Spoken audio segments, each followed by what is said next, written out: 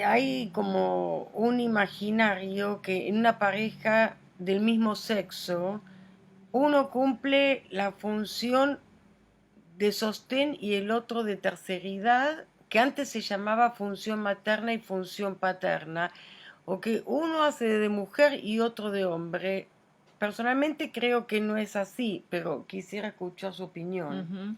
Eva would like to know your opinion about this idea that in homosexual couples, one of them is the sustaining one, sort of behaving as if he was a supportive mother, whilst the other one is the one behaving as if la ley paterna, like paternal law, the thirdness would be, you know, tertiarity. She feels that it should not be like that, but she would like to know your opinion about this sort of generalized idea about the roles in a homosexual couple. I think it's true in some couples that they fall into sort of a maternal and a paternal function that way. But I think in couples that are the most psychologically healthy and engaged, it doesn't have to fall into those things along gender lines. It can be hopefully both parents, and this is true for heterosexual people too. Hopefully both parents have a maternal and a paternal function that doesn't have to overlap entirely with their gender. And hopefully there's flexibility within the couple over time in who takes on which roles. Que eso puede ser cierto en algunas parejas, pero que según su experiencia, las parejas que son más saludables, por así decir, a nivel psíquico, no siguen estos patrones de adecuarse a estas funciones materna y paterna, simplemente por el hecho de que tanto madre como padre tienen aspectos paternales y maternales, cada uno de ellos, lo cual nos vuelve a traer el tema de la flexibilidad y de no estos roles fijos. Y además en las parejas heterosexuales también, ¿no? Están estos aspectos que también con el tiempo, según el contexto, pueden modificarse. Sí, estoy de acuerdo. I think also that what defines the third, lo que define el tercero, people are hopefully in triangles that are oscillating in their nature, so that what defines the third is being left out of the couple for the child, regardless of gender within the couple. Y lo que define al ser tercero es el que queda afuera de una pareja, independientemente de una cuestión de género. Si hay tres, hay dos que están unidos y uno que está fuera. No, pero en el psicoanálisis la función de terceridad es el que hace sentir a la madre que el hijo no es su propiedad, que hace cuña en esa diada.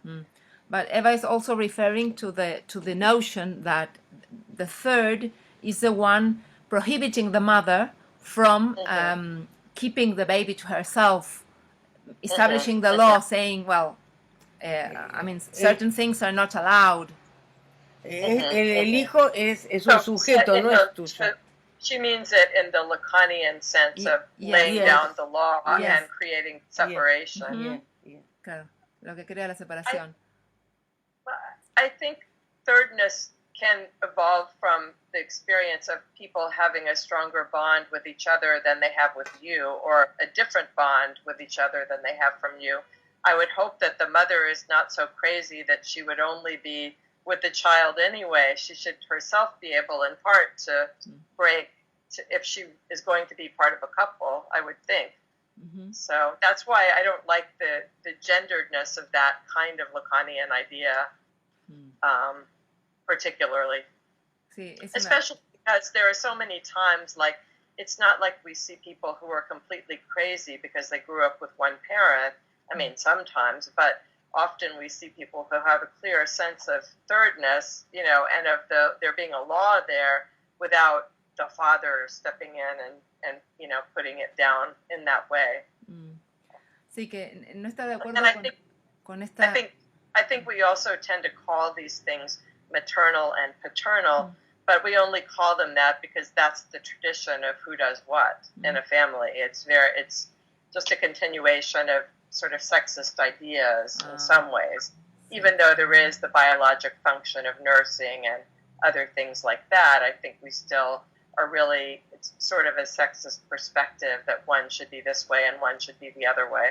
Esto de lo maternal y lo paternal tiene que ver con un sexismo, tiene que ver con el apoyarse en ciertas cuestiones biológicas, como ser, por ejemplo, el amamantamiento, ¿no? Una mamá que es la que amamanta, pero que en realidad no le parece que tenga que estar, que tenga que entenderse de ese modo, y toma lo del padre que interviene y que prohíbe.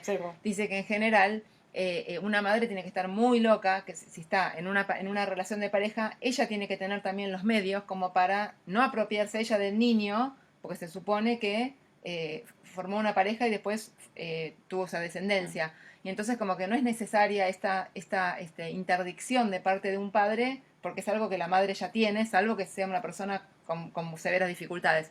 Por otro lado, también dice Susan que no necesariamente la salud tiene que ver con el niño en esta diada como tradicional, de la diada, no, y fruto de esta pareja tradicional, porque mucha gente que está bien psíquicamente no fue criado en el contexto de padre y madre, con lo cual es bastante relativo, ¿no? I think psychoanalysis has made a mistake in not broadening its ideas to fit the many families of the world, you know? Que el psicoanálisis lo que hizo mal fue no ampliar los conceptos a todas las clases diferentes de familias que existen en el mundo, sobre todo actualmente. Sí. Lo que pasa es que Freud respondió a una época, a una cultura, sí, ¿no? Muy victoriana. Claro. Estuvimos hablando mucho acerca de la elección de objeto o la relación vincular, lo relacional. Pero te quería preguntar, ¿qué pensás de cómo un niño construye su identidad de género? You were talking to us about the relational therapy and relational psychoanalysis. And now Eva would like to know your own opinion about how gender identity is constructed in children. How do children build it up or construct it as they grow up? That is a really hard question. Muy difícil la pregunta. I don't think I know the answer to that.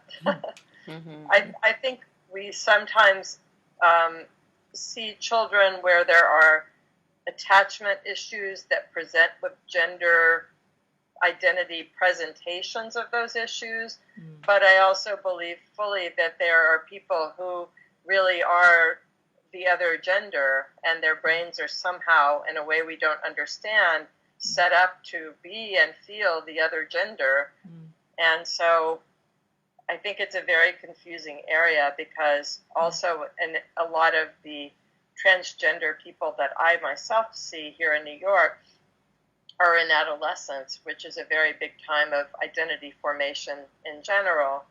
And sometimes I wonder about the relationship of how will they end up in the longer term versus how much of what they're feeling is an attempt to make sense of fantasy and give it a concrete nature in the body. So I work with a group that here at Columbia that studies transgender people, and I think one of their biggest ideas is just to explore it without having an idea of what should happen to the person, first of all, and also the idea that there can be body modifications that are in the middle, that are enough to satisfy the person without undergoing total sex reassignment.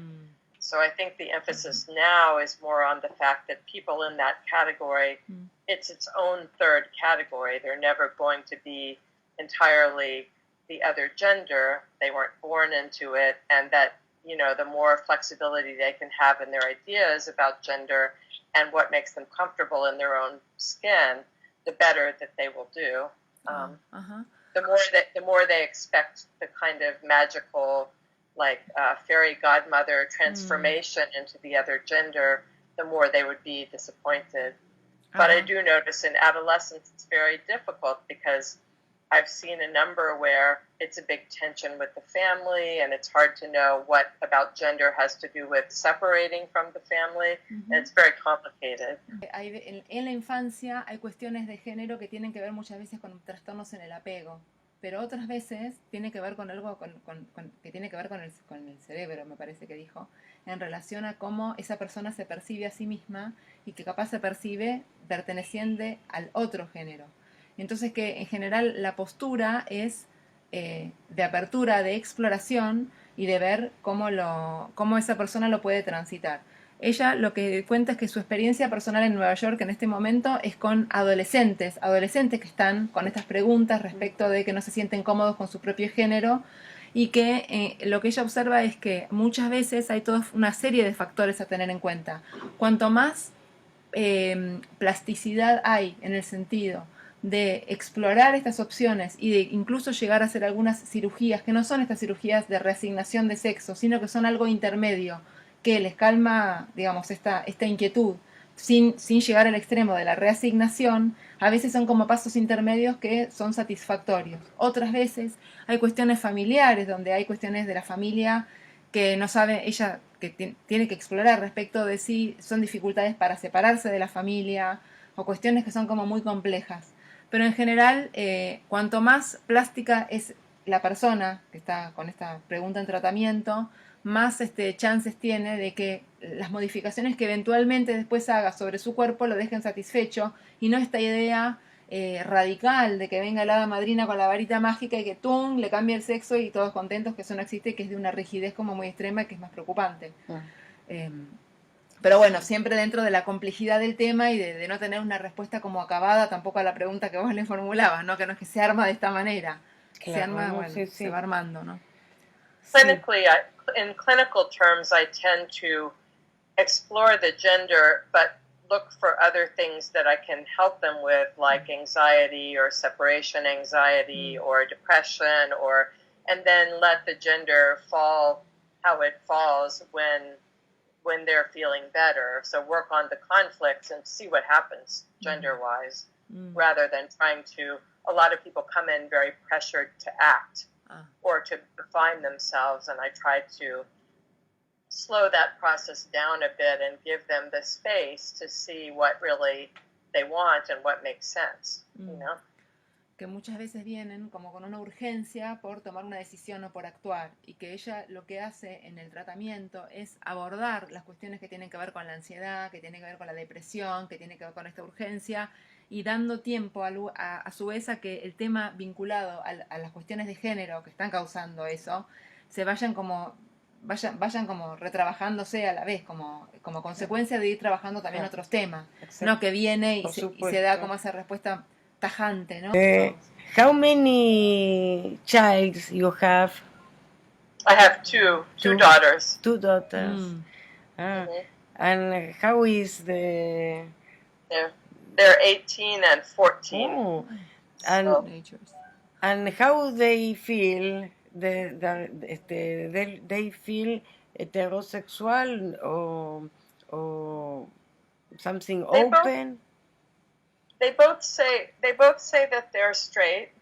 My older daughter, the 18-year-old, has a boyfriend for the past year and a half or almost 2 years, and he's very sweet. He's a lovely boy. And the younger one is interested in boys, but they're both. What is notable is they're both very liberal. They're the ones who have the friend in school who's transgender, or they have a friend who's gay or lesbian, and they're very good with them.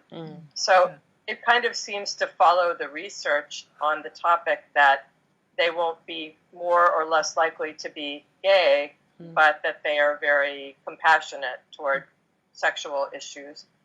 And I think it's very funny when they correct me, you know, because we were talking with my little daughter once about babies and where babies come from. And I said, so it takes a woman because of this and the egg and the womb, the uterus, and it takes a sperm from a man. And then I said, that's why two women having children together, they need the sperm. And she says, unless one of them used to be a man. So she has this very liberal, more than me, way of thinking about everything. Como que antes debía ser un hombre y ahora... No, que hablaban del origen de los bebés cuando era más chiquita, la nena más chica, y que le explicaba que, bueno, que en realidad si dos mujeres quieren tener bebés, necesitan el esperma que provee un hombre. Y dice, bueno, pero ella, salvo que una de ellas antes fuera un hombre, dice la nena. Entonces como que es más abierta la nena todavía. Más abierta, yes. Más abierta. Sí. Como que a la nena se le ocurrió hacer ese comentario. The culture is more open mind now. Definitely. It's gotten much more open in the time that they were in school. And I'm surprised by how much I think gay marriage has helped with that. I didn't think gay marriage was such a big deal to me personally, but it actually turns out to be a big deal because it makes it so simple. Like you just say, it's my wife. And that's very clear to everyone. Claro, so in America, they can like it or not like it, but that's what it is, and it's clear, Que la apertura tiene que ver con el casamiento gay. Que capaz, como ahora está la posibilidad del matrimonio entre homosexuales, eso es un hecho. Mi esposa, mi esposo, y listo, es así. Entonces eso ayudó a que se hubiera más apertura respecto de las cuestiones estas de las nuevas formaciones, digamos, de pareja y de familia. Que ella personalmente no es que estaba muy interesada en que hubiera casamiento entre personas homosexuales, pero que como que facilitó bastante, porque es el hecho civil, digamos, ¿no? Está ahí. Es legal, sí. Está aceptado legalmente. Sí, acá también. Sí, acá también. Acá también. ¿Ella sabe que acá lo tenemos? Sí, acá usaron mi libro y a mí me consultaron para el matrimonio igualitario. Sí. Ajá. Decile.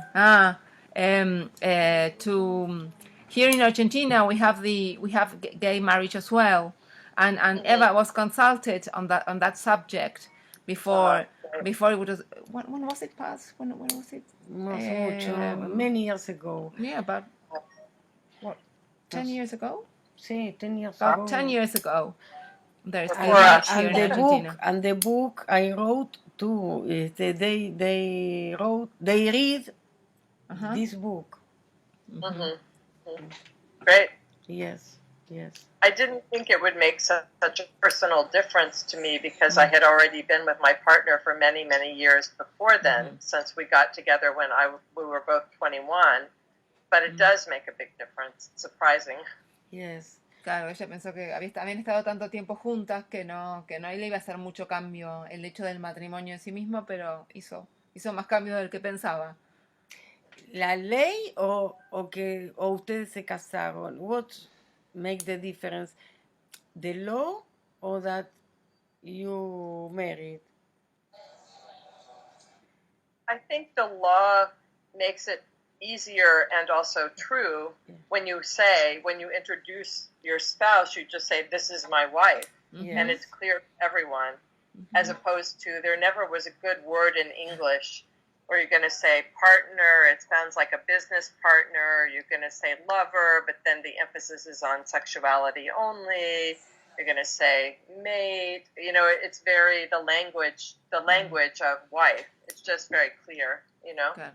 La claridad del lenguaje que aporta la ley, claro. ¿No? Porque en inglés estaba como socio sería, partners tiene una connotación también comercial o de trabajo.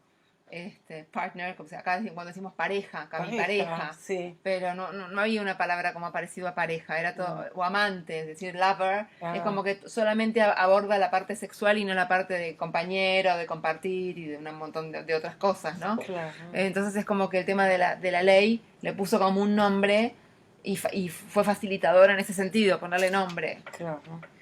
Can you tell us what do you think about complex? The Oedipus complex in children.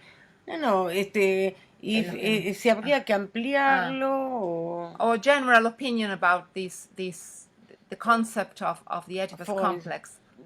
Uh-huh. Mm-hmm. I think the Oedipus complex is important, and it happens in all children, regardless of the genders of the parents.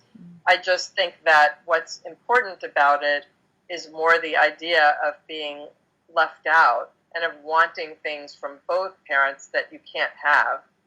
And that's what's really important about it is going from the dyad to the triad.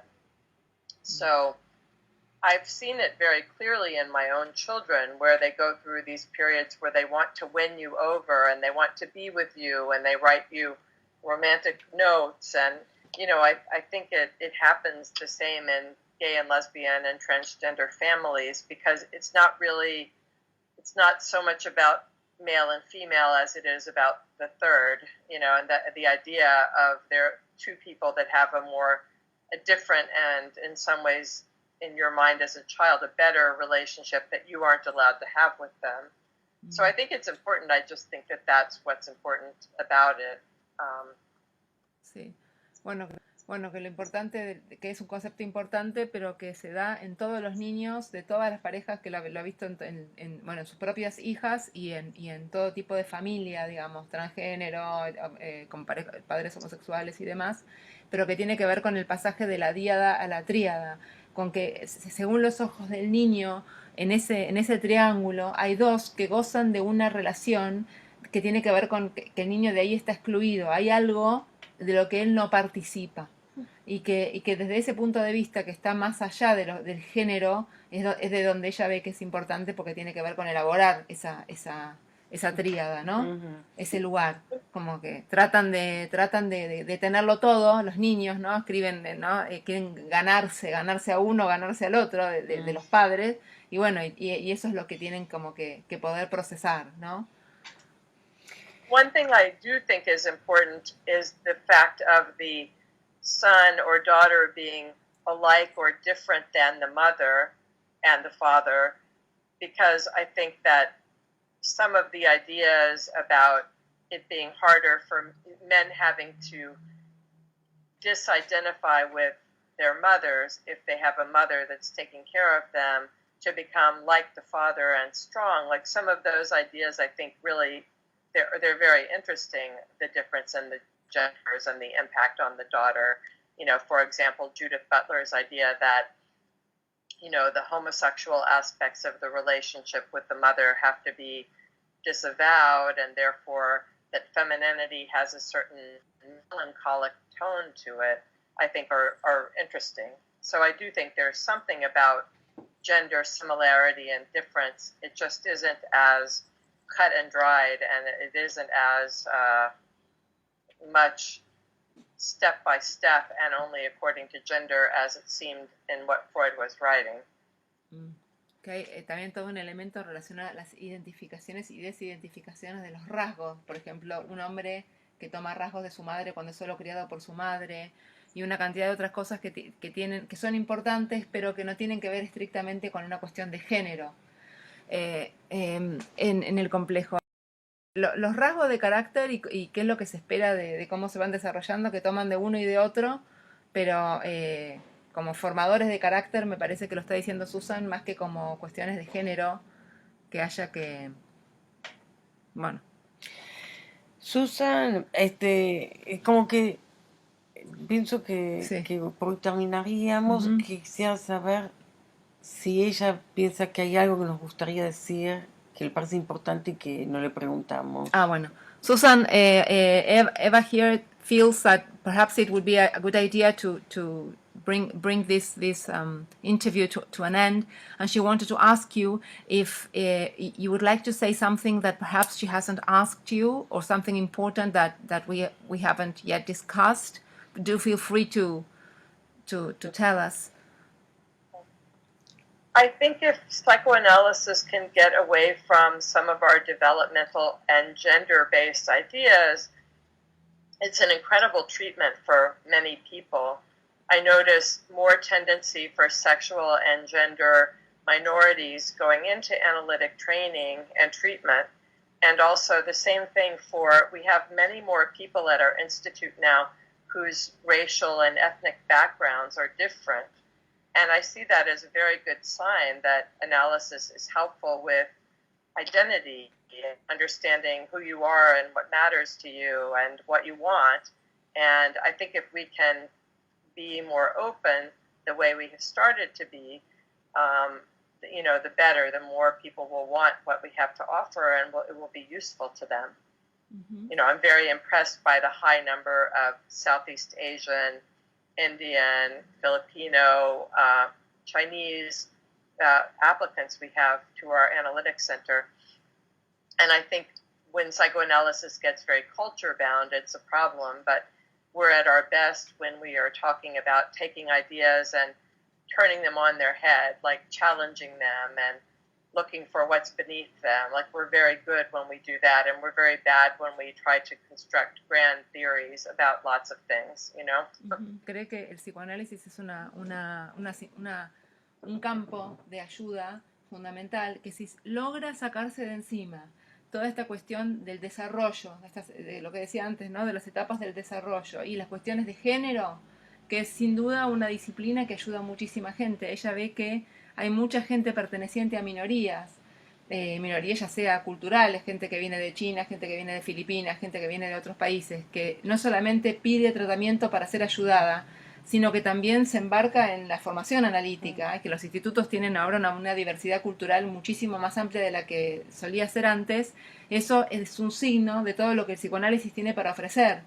Y ella lo que ve es que si el psicoanálisis siempre se centra en ofrecerle al otro la posibilidad de que se cuestione sobre su identidad, quién es, qué le importa, quién ama, qué le sirve, qué es bueno para él, es una llave que digamos, abre como una perspectiva de ayuda para muchísima gente.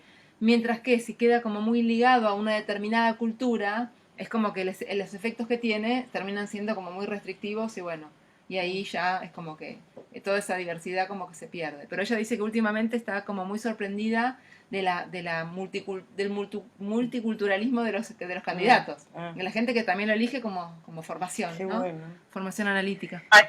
I think we're at our best when we can contain a lot of complexity and resist the urge to pin things down. That's what analysis is really good at, is containing a complexity and multiplicity of views, and I think that's a big part of what's helpful about it. So. Claro, cuando aborda la complejidad, el analista puede abordar, qué interesante. Ahí es cuando el psicoanálisis es como que está en su mejor momento, sí, sería, ¿no? Yes, sure. Bueno, Susan, me despido, fue un placer, muy interesante hablar contigo y bueno, espero que podamos seguir teniendo más conversaciones. It was a real pleasure, and well, she hopes that. So, bye bye. ¿No? I will send you a mail. Bye bye. Okay. Thanks a lot. Okay, you're welcome. Good luck with the project. Thank you very much. Bye bye. Bye. Sure.